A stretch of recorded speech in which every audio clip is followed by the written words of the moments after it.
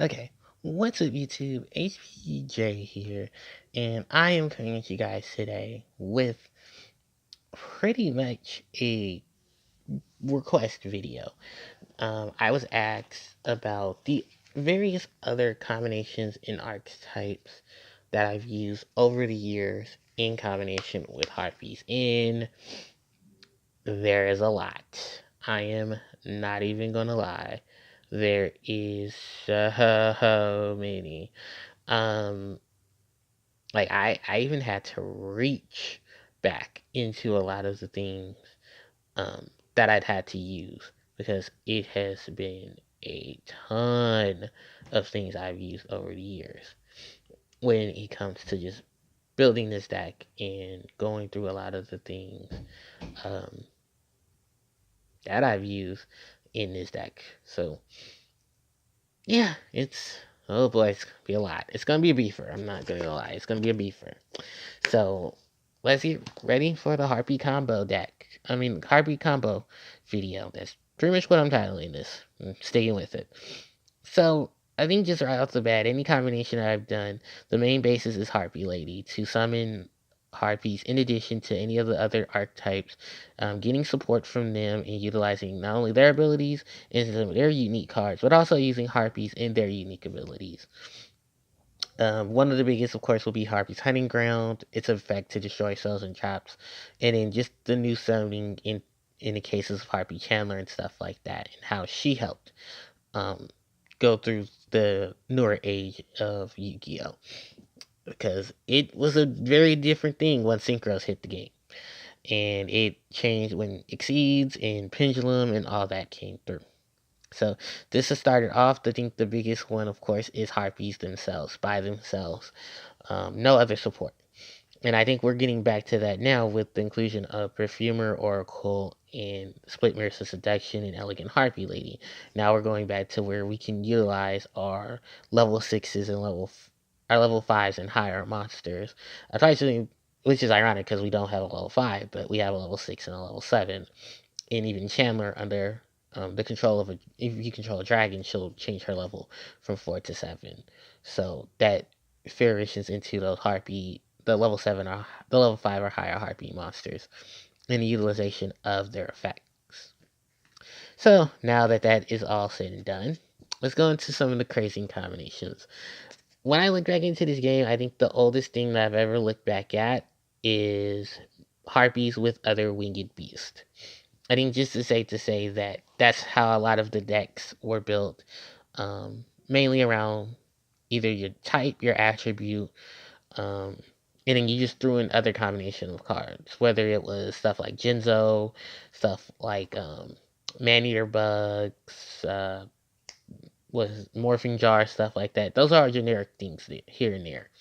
But the big things is just utilizing the fact that you had access to um, monsters of your same typing, whether it was to be tributed, whether it's to be played as beaters, fusion summon, anything like that.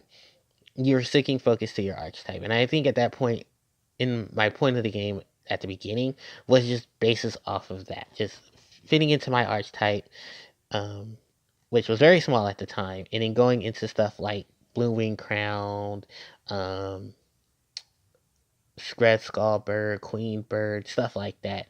Even Cybertech Alligator and stuff can even fit into an old school Harpy deck because at that time your only big advantages were summoning Harpy Lady Sister, summoning Harpy's Pet, making Harpy's Pet huge in attack and defense with at least 3 Harpy Ladies, and then smacking into your opponent's monsters. Because I think the only big things at that time were stuff like Blue Eyes Ultimate Dragon, who was a fusion, and you had to do a whole bunch of stuff like carry into the 3 Blue Eyes and stuff like that. So that is that portion of my big combo deck there. Now, as the game evolved itself, let's talk about tribute monsters. Primarily tributes of Wind, the evolution of Winged Beast. When it came to this deck, Ryza, Elector, and Swift Birdman Joe all fit into that category. Because at the longest time, before 2009, I was mainly playing basis off of the video game that I played. 2000, was it Eternal Duelist, so Stairway to Destiny Duels, um, Stairway of Destiny, the Sacred Cards, Yu-Gi-Oh! World Championship 2007, Yu-Gi-Oh! World Championship 2008. Those are all the big ones. Even Spirit Callers, the GX game. It was pretty much just fit anything that you could that either was of your attribute, your type, or your archetype. And just fully use what you had. And even some of the bigger things to tribute and tribute off. I think just the fact that Wind still had a big utility of returning cards to the hand did sacrifice in a lot of its bigger monsters, or then just going into stun.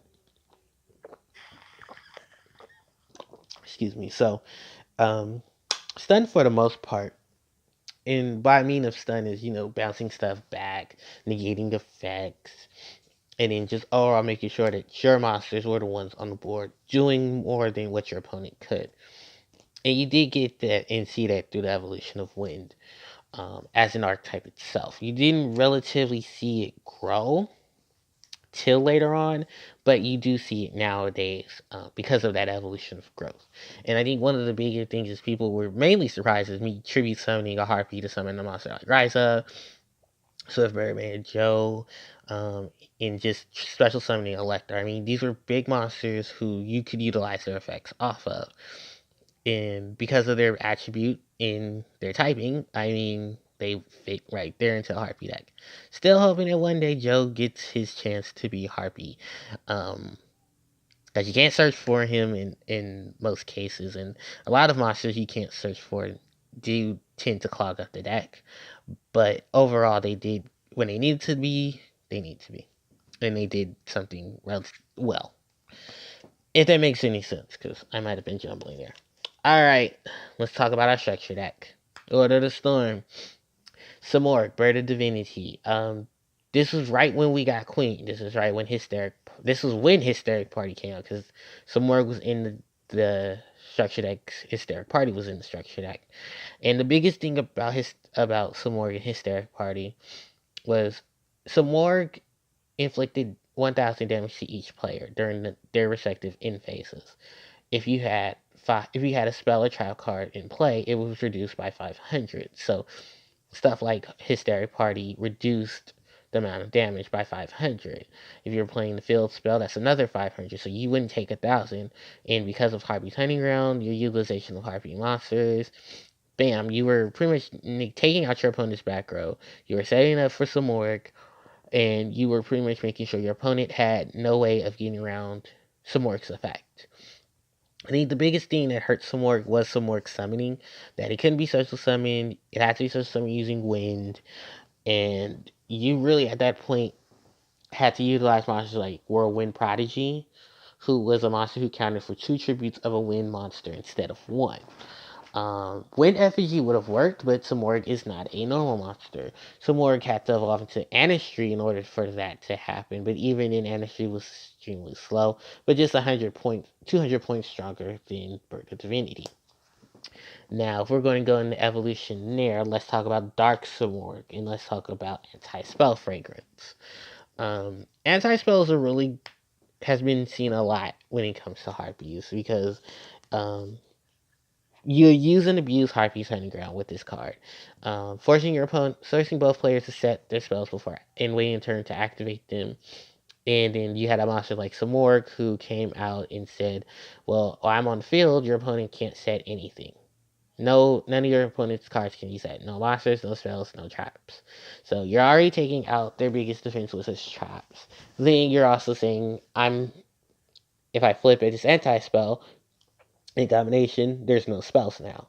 So your only thing is to utilize monster effects. In some more summoning, despite it being very difficult for Harpies, it was still one of the most easier things to summon than Bird of Divinity, because banish a Wind, banish a Dark, either from your hand or from your graveyard. And you're rather off drawing into this and then having a setup than you were to having the graveyard and drawing the setup, because you still didn't want to lose a Harpie at that point, because you wanted to use Harpie's Hunting Ground, Hysteric Party, and have elegant egotists to help you summon another Harpie lady to pop spells and traps. So, in a sense, Samorg was a good monster, but it was also a hurt in the sense of I had to banish something to summon you.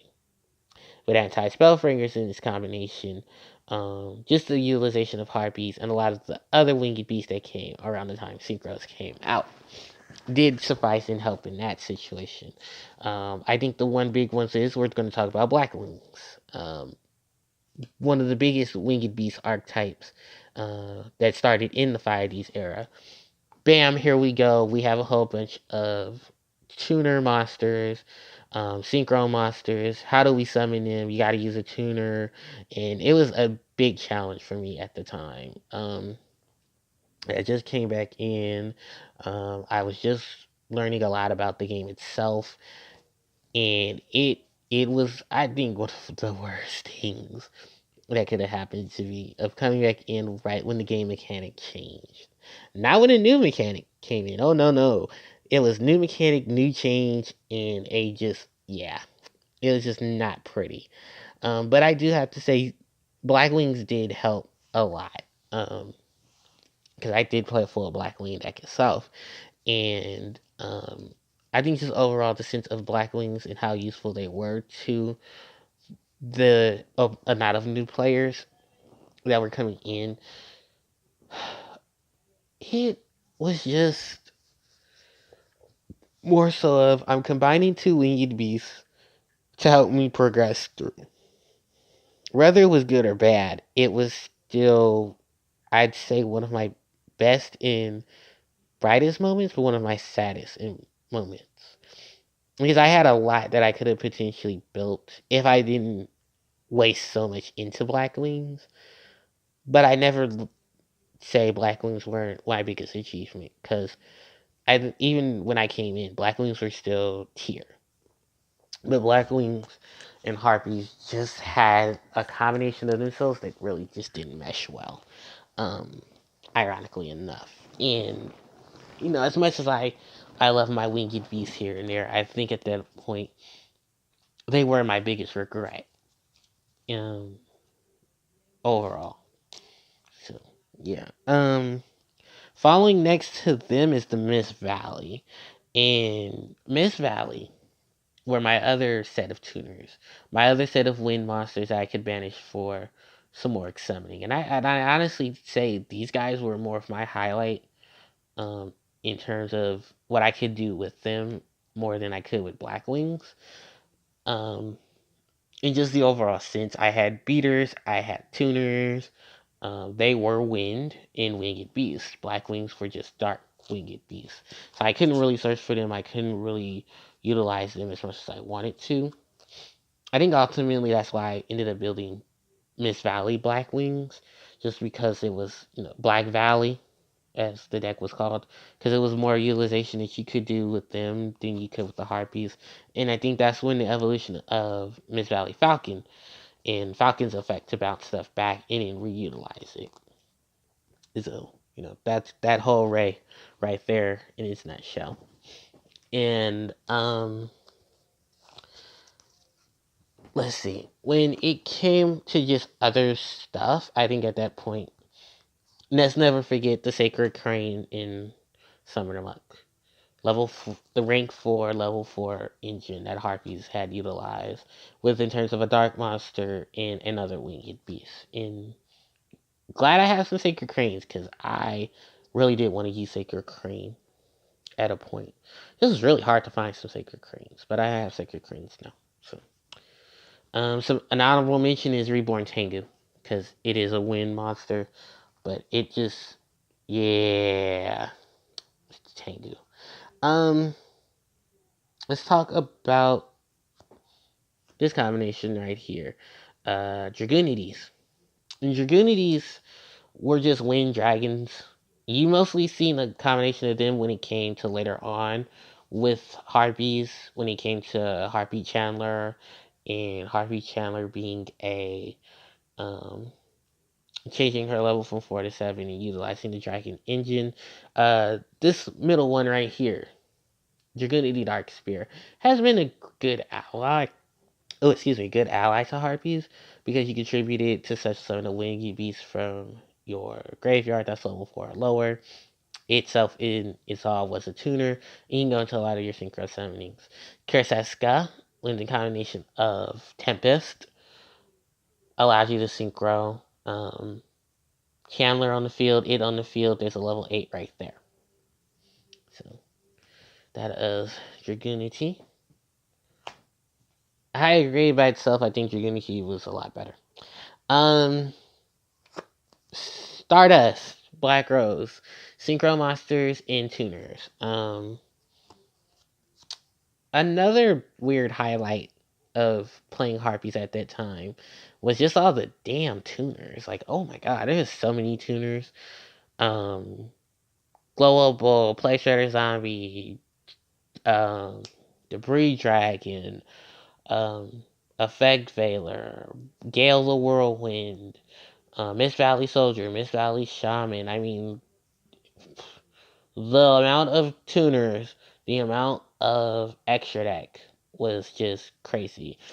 Even though the extra deck was limited at that time and it was only relegated to 2 colors instead of what we got 1, 2, 3, 4, 5 colors of things in the extra deck now.